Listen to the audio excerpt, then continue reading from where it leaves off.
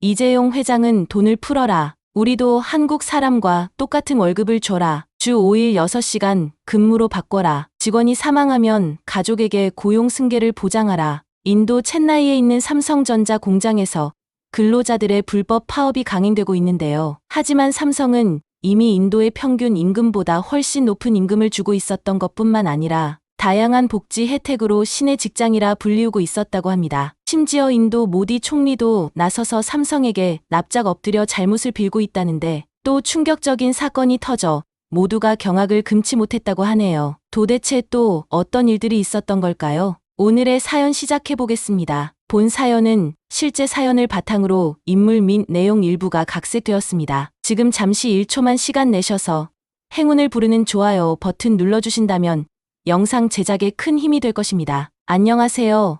저는 20대 인도 여자 아니타입니다. 어려서부터 어머니와 함께 전통 수공업을 하며 자랐어요. 아버지는 제가 아주 어릴 때 돌아가셨기 때문에 어머니는 늘 저와 둘이서 살아왔습니다. 어머니는 아침부터 저녁까지 전통 수공 예품을 만들어 팔며 저를 키워주셨죠. 그리고 밤이 되면 바느질로 수입을 보태셨습니다. 마을 사람들은 제게 빨리 시집을 가서 집안의 보탬이 되라고 했지만 어머니는 저에게 배움이 더 중요하다며 늘 제가 학교에 다니도록 애써주셨어요. 없는 형편에도 어머니는 어떻게든 제게 책을 사주셨고 공부할 기회를 만들어주셨습니다. 어머니의 헌신 덕분에 저는 어려운 시절에도 용기를 잃지 않을 수 있었고 배움의 기회를 만들어주신 그 마음이 지금도 눈물 나게 감사해요. 고등학교를 마친 후 저는 운 좋게 삼성공장에 취직할 기회를 얻게 되었어요. 가정 형편이 어려운 저에게 이 직장은 그야말로 꿈과 같은 기회였습니다. 공장에서 열심히 배우며 일을 시작한 후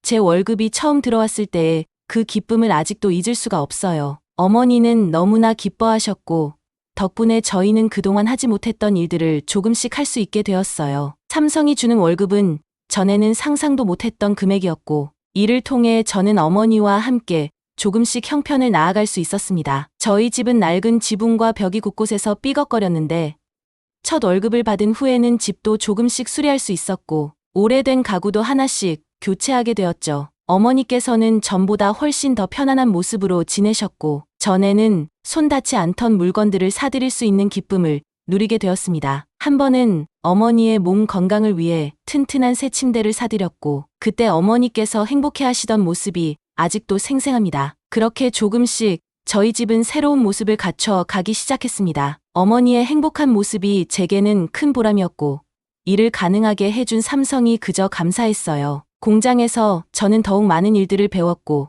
업무에도 익숙해지며 책임감이 늘어났습니다. 일이 바쁘고 힘들어도 제가 더 열심히 일할수록 어머니께서도 행복해하시고 우리 가족이 나아진다는 걸 느끼면서 힘이 났습니다. 제게 맡겨진 일들을 해내며 뿌듯함을 느꼈고 회사와 동료들에게도 신뢰를 받는 사람이 되어가고 있음을 느꼈어요. 일이 많아 바쁠 때는 저를 찾는 동료들도 생기고 제 의견을 묻는 상사도 늘어났죠. 제가 하는 일이 회사에 조금이나마 도움이 되고 있다는 생각에 자부심이 생겼고 그 덕에 제가 일하는 게 더 기쁘고 의미 있게 다가왔습니다. 삼성은 저에게 단순히 직장이 아니었습니다. 저는 늘 감사한 마음으로 일을 했고 제가 더 열심히 할수록 삼성이 저희 가족에게 준 기회에 보답하는 것 같았어요. 어머니와 함께한 가난한 시절을 떠올리며 이 일을 소중히 여기고 그저 회사에 감사했죠. 공장에 가는 아침마다 다짐했습니다. 오늘도 감사하며 최선을 다하자. 어머니의 자랑스러운 딸이 되자. 이렇게 다짐하며 하루를 시작하니 힘든 일도 잘 이겨낼 수 있었어요. 일하다 보면 가끔씩 피곤할 때도 있었지만 그때마다 어머니의 웃는 얼굴과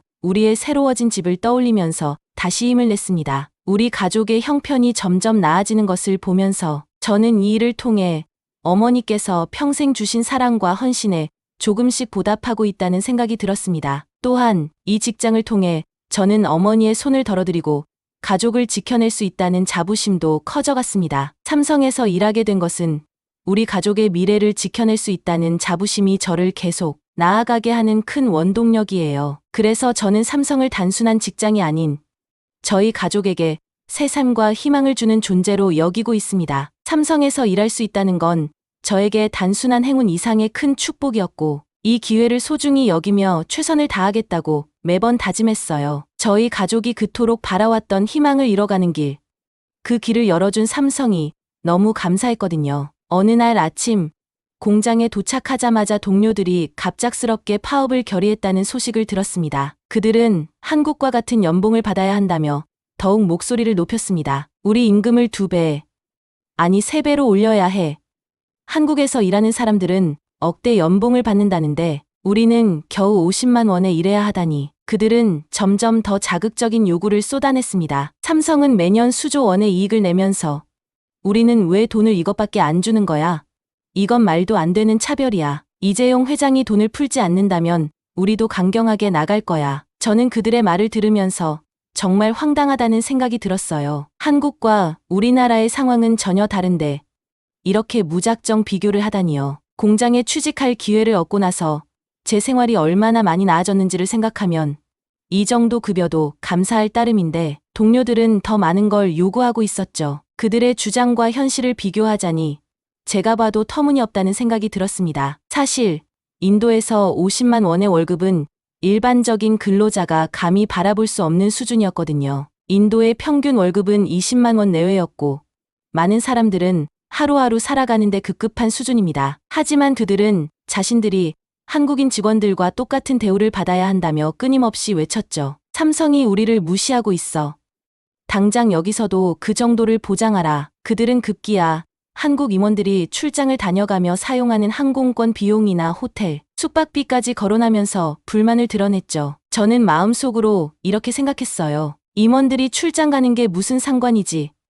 그리고 그건 회사에서 사업을 위해 필요한 일이잖아. 저는 그들의 목소리 속에서 분노가 이성을 잃어가는 것을 느낄 수 있었습니다. 그들은 마치 삼성의 모든 수익이 자신들의 몫이어야 한다고 주장하는 듯 보였어요. 그들의 요구는 임금 인상에 그치지 않았습니다. 근로자가 사망하면 그 가족에게 일자리를 승계해줘야 한다는 주장도 나오기 시작했죠. 삼성은 우리 자녀의 학비 전액을 지원해야 하고 우리 가족의 건강까지 책임져야 해라며 점점 더 구체적이고 과격한 요구가 추가되었습니다. 이렇게 말도 안 되는 조건들을 계속 추가할 때마다 저는 점점 더 어이가 없었어요. 정말 이 사람들이 무슨 생각으로 이런 주장을 하고 있는 걸까 싶더라고요. 가끔은 삼성이 정말 떠나게 되지 않을까 하는 불안감까지 들었어요. 또한 현행 주 48시간 근무 시간을 주 30시간으로 줄여달라고까지 하더라고요. 주 5일 근무제와 하루 6시간 근무제를 요구하며 근무 환경의 대대적인 개선을 주장했습니다. 삼성 본사에서 제공하는 복지와 급여 수준이 인도 공장에도 적용되어야 해라는 말까지 나오기 시작했죠. 동료들의 요구는 한국 본사와 동일한 수준의 근무 환경을 요구하는 방향으로 점점 더 확대되었습니다. 그러나 인도의 평균 임금을 고려할 때 이 모든 요구가 터무니없이 과도하게 느껴졌습니다. 저는 솔직히 이 정도 복지를 요구하는 게 현실적이지 않다는 걸 알고 있었어요. 어떻게 이렇게 말도 안 되는 요구를 계속할 수 있지? 라는 생각이 들었죠. 동료들은 더욱 자극적인 요구를 덧붙였습니다. 근로자의 자녀들은 모두 삼성에서 학비를 전액 지원받아야 해라고 외치는 이들도 있었고 모든 근로자는 삼성으로부터 의료비 지원을 받아야 해. 삼성은 우리 가족의 건강을 책임질 의무가 있어 라고 주장하는 이들도 많았습니다. 심지어 그들은 사망 시 가족에게 일자리를 승계하는 제도까지 마련하라고 요구했습니다. 요구 사항이 쏟아질수록 동료들의 목소리는 더 높아졌고 불만은 분노로, 분노는 요구로 이어지며 과도한 조건들이 끝없이 덧붙여졌어요. 이런 걸 지켜보며 저는 무척 불안해졌습니다. 지금까지 제가 쌓아온 안정된 생활이 위협받는 느낌이 들었거든요. 저렇게 욕심을 부리다가 정말 회사를 잃어버리면 어쩌지 라는 생각이 들었어요. 제가 노력해왔던 모든 것이 무너지는 건 아닐까 정말 걱정되더군요. 임금이 더 높아진다면 물론 저도 좋겠지만 삼성이 이미 우리에게 제공하는 혜택이 충분하다고 생각했기에 동료들의 주장에는 공감하기 어려웠습니다. 사실 인도 삼성 공장의 급여는 이미 인도 평균 월급의 2배가 넘는 수준이었어요. 솔직히 말해 이렇게 높은 급여와 더불어 복지 혜택까지 제공해주는 회사는 거의 없습니다. 다른 곳에서는 찾기 힘든 좋은 조건을 제공받고 있는 것이 현실인데 동료들은 지금 당장 한국 본사와 동일한 급여와 혜택을 요구하고 있었죠. 문득 그런 생각이 들더군요. 삼성이 한국과 똑같은 급여를 준다면 왜 인도에서 사람을 고용하겠어? 조금만 생각해도 답이 나오는 걸 텐데. 동료들은 점점 더 과격한 요구를 하고 있었습니다. 솔직히 삼성이 한국과 동일한 수준의 급여를 제공한다면 굳이 인도에 공장을 세우고 인도 사람을 고용할 필요가 있었을까요? 조금만 생각해봐도 이게 말이 안 된다는 걸 알 수 있을 텐데 그들은 이러한 사실을 무시한 채 점점 과격하고 뻔뻔하게 요구를 늘려갔습니다. 이러다 정말 삼성이 떠나면 우리 모두 어떻게 되는 걸까 하는 생각이 들었어요. 이를 보면서 저도 어이가 없을 때가 많았습니다. 사람들이 욕심에 눈이 멀어 이성을 잃어가는 모습을 보니 참 안타까웠습니다. 이런 요구가 계속될수록 삼성이 정말 이곳을 떠날 수도 있다는 불안감마저 들었고 그때야 비로소 제가 내린 결정이 옳았다고 확신하게 되었습니다. 정말이지 삼성이 떠나지 않기를 바라는 마음뿐이었어요. 이 일을 통해 어머니와 함께한 가난한 시절을 이겨내며 우리 가족에게 희망이 생겼는데 그 희망을 다시 잃어버리는 건 너무 무서운 일이니까요. 삼성은 이미 우리에게 상당히 많은 복지 혜택을 제공하고 있었어요. 우선 하루 3끼의 식사를 무료로 지원해 주었죠. 아침, 점심, 저녁 모두 다양한 인도식과 한국식 메뉴가 준비되어 있었는데 이 덕분에 우리는 집에서 도시락을 챙겨오거나 따로 식비를 부담할 필요가 없었습니다. 식사 후에는 과일 주스와 디저트도 항상 제공되었어요. 이렇게 균형 잡힌 식사와 디저트를 매일 챙겨주는 회사는 인도에서는 매우 드문 편입니다. 다른 회사에서 일하는 친구들에게 이 얘기를 해주면 다들 믿기 힘들어 하더라고요. 보통 다른 회사에서는 알아서 식사를 해결하라고 하고 무료 식사 같은 혜택은 거의 기대하기 어렵죠. 또한 삼성은 근로자들의 출퇴근을 위해 에어컨이 설치된 통근 버스를 운영하고 있습니다. 특히 인도의 더운 날씨를 고려할 때 에어컨이 설치된 버스는 출퇴근 길에 스트레스를 덜어주고 더 쾌적하게 일할 수 있는 환경을 만들어줍니다. 저는 출근할 때마다 이 버스의 소중함을 느껴요. 여름에 땀을 뻘뻘 흘리며 출근하는 건 생각만 해도 고역이거든요. 그러니 이 시원한 버스를 탈 수 있다는 게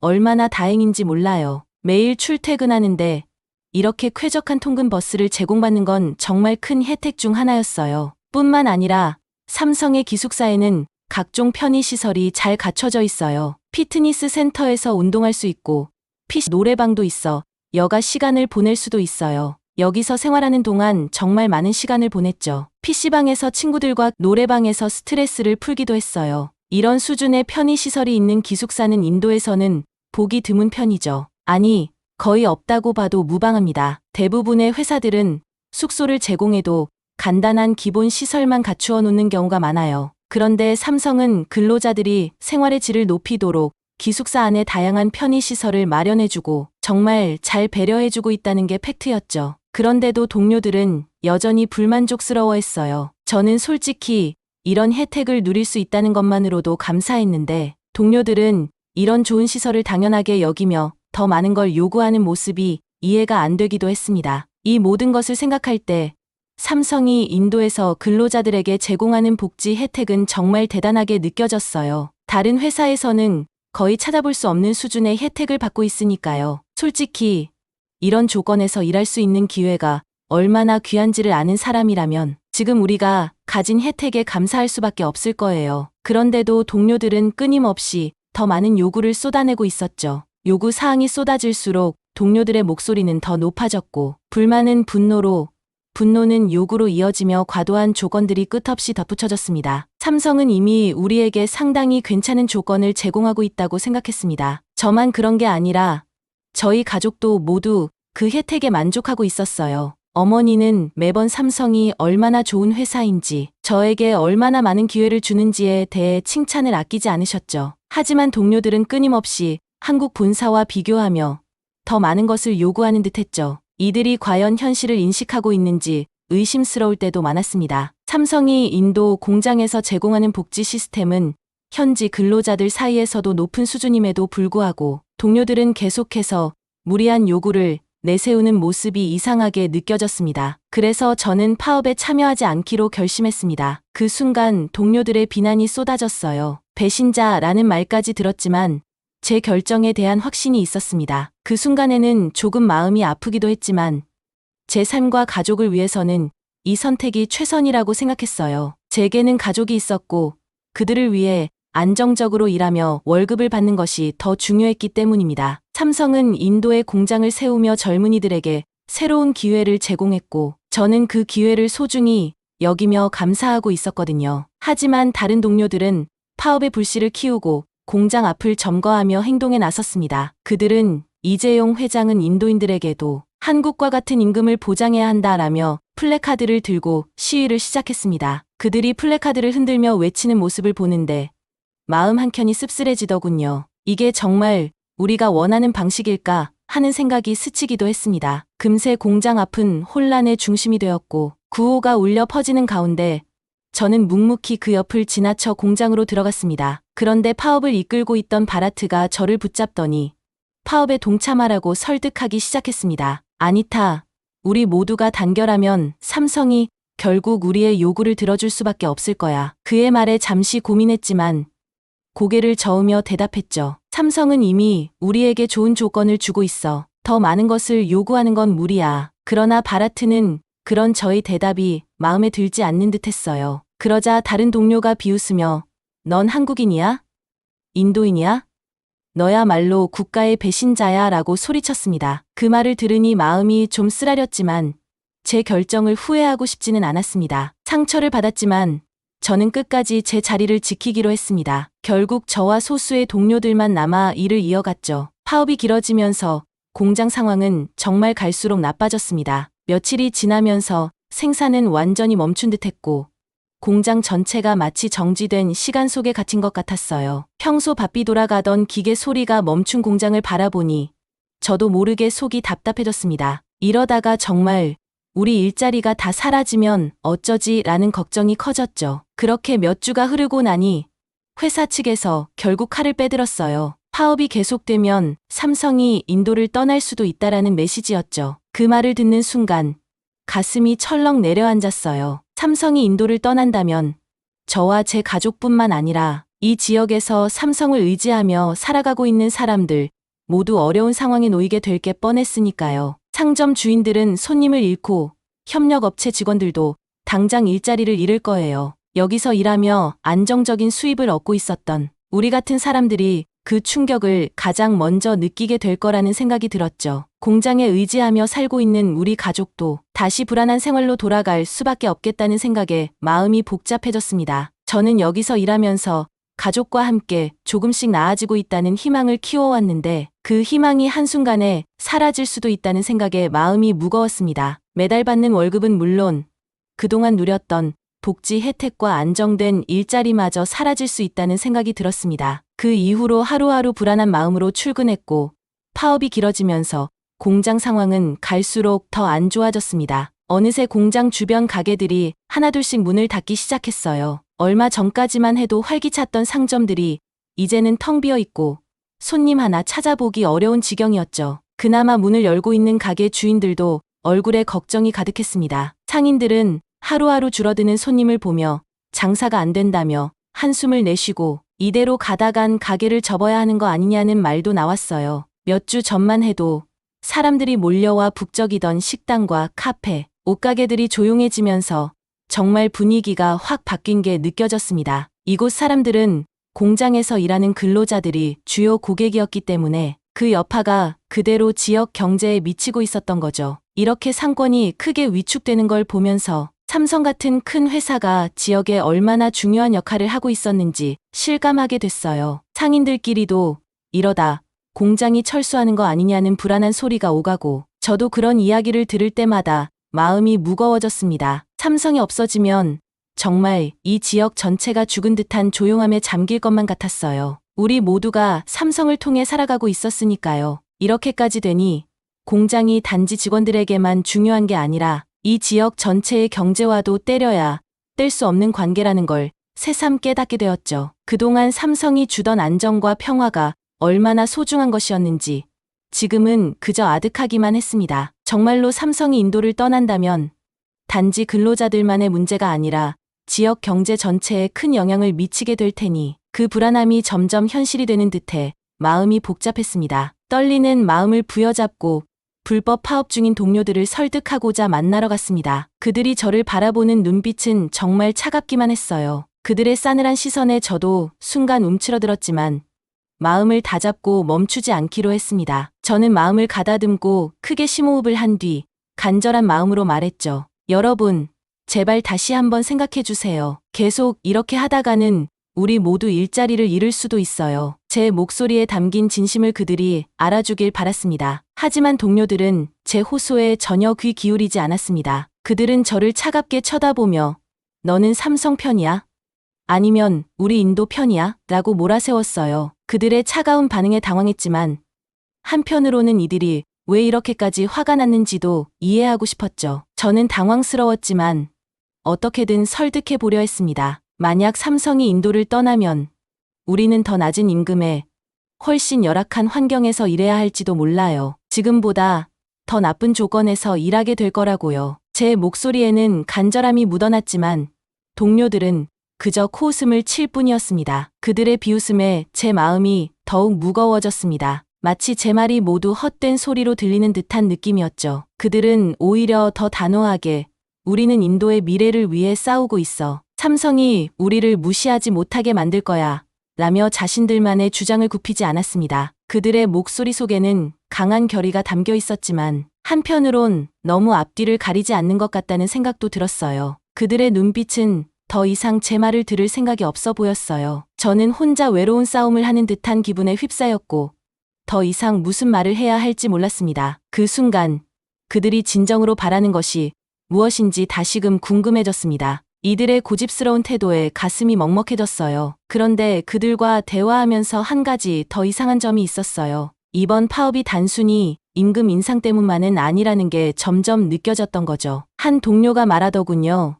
우리가 단지 돈을 더 받으려고 하는 게 아니야. 외국 자본이 우리나라에 영향력을 행사하는 걸 이제 막아야 해. 이번 기회에 우리 목소리를 알릴 거야. 그 말 속엔 분노와 결의가 가득했어요. 하지만 한편으로는 그 말이 왠지 공허하게 느껴지기도 했습니다. 우리가 정말로 이런 식으로 나라를 지키려 하는 건지 의문이 들었거든요. 그때 저는 이 파업이 그냥 삼성과의 싸움이 아니라 뭔가 더 큰 정치적인 의도가 깔려있지 않을까 하는 생각이 들었죠. 사실 사람들 사이에서도 이 파업이 단순한 근로자 운동이 아니라는 소문이 돌고 있었어요. 특히 CITU 노동조합이 인도 공산당과 연결되어 있다 보니 이들이 외국 자본을 몰아내려는 의도로 파업을 주도하고 있다는 말들이 나오기 시작했죠. 그들의 이런 연계가 정말 이 파업의 핵심이라면 우리가 여기에 휘말려도 괜찮은 걸까 하는 의심이 고개를 들었습니다. CITU는 인도 최대 노동조합 중 하나인데 인도의 자주 경제를 지지하면서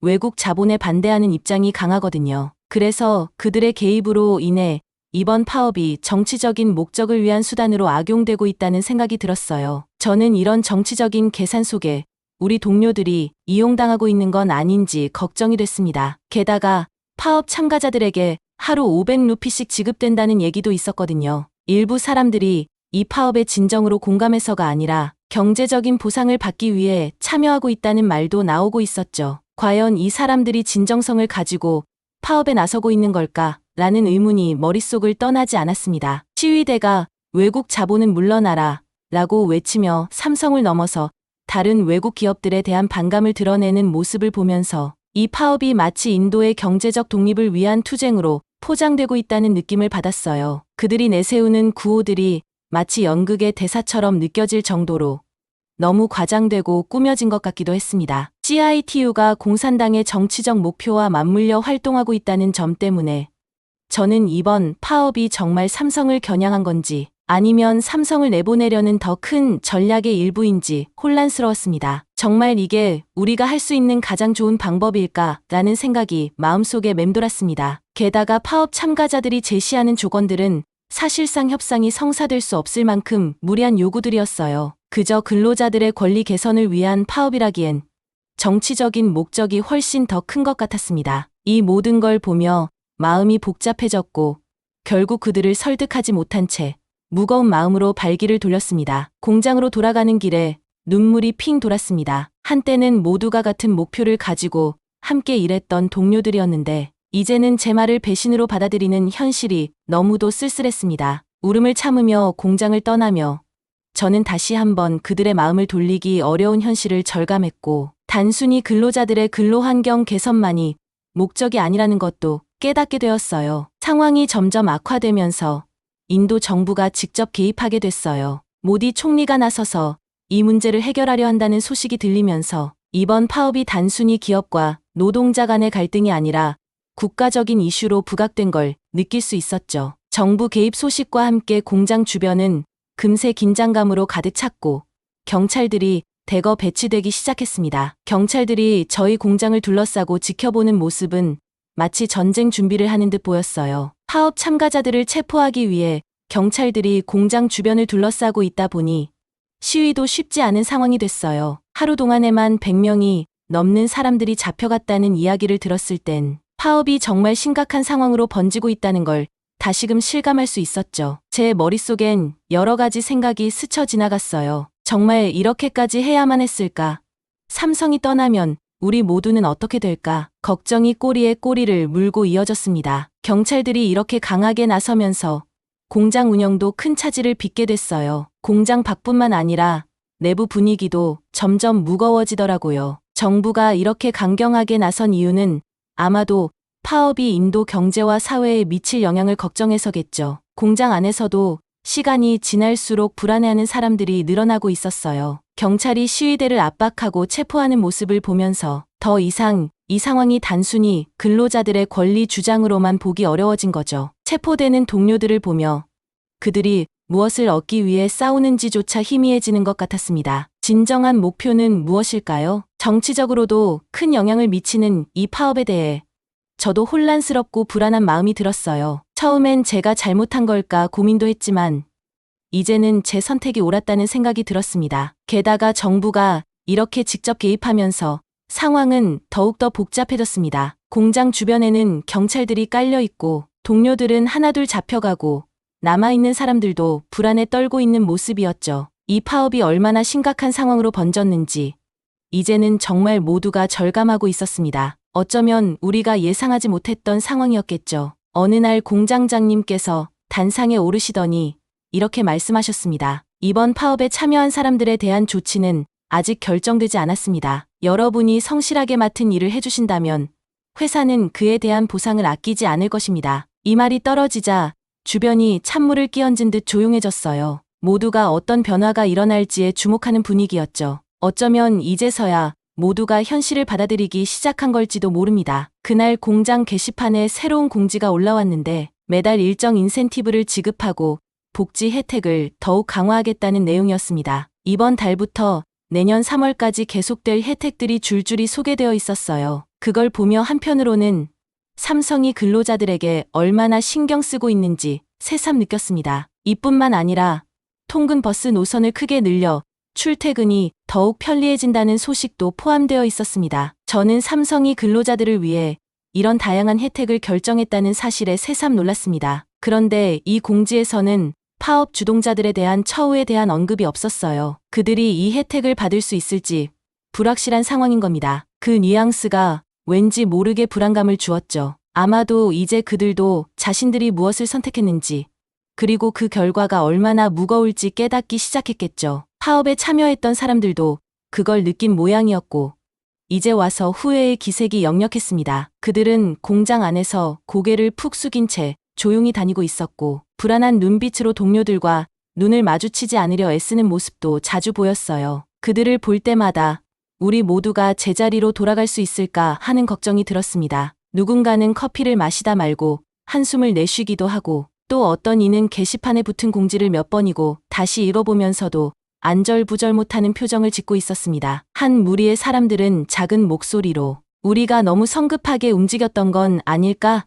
라며 자책하는 말을 나누고 있었죠. 그들의 낮은 목소리에 담긴 후회와 걱정이 마치 그들의 얼굴에 고스란히 드러나 있는 것 같았습니다. 특히 일부 사람들은 혜택을 못 받을 수도 있다는 두려움에 우리는 이 혜택들에서 제외될 가능성도 있어 당장 해고되면 어떡하지? 앞으로 어떻게 살아야 하지?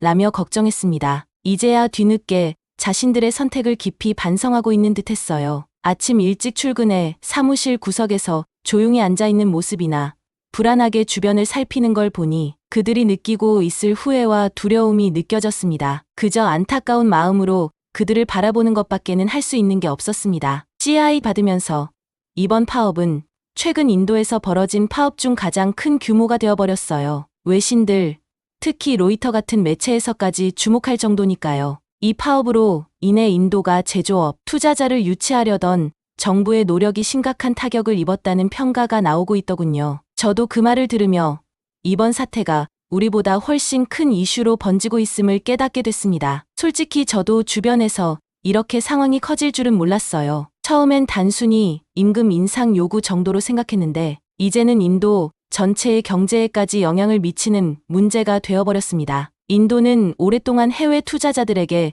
매력적인 제조업 거점으로 자리 잡기 위해 힘써왔어요. 정부는 낮은 인건비와 넉넉한 노동력을 내세워 외국 자본을 유치하려고 여러 정책을 추진해왔죠. 그런데 이번 파업은 외국 기업들이 인도에서 운영하는데 얼마나 많은 불확실성이 따르는지 다시 한번 생각해 보게 만드는 사건이 되었습니다. 저도 가끔 생각해요.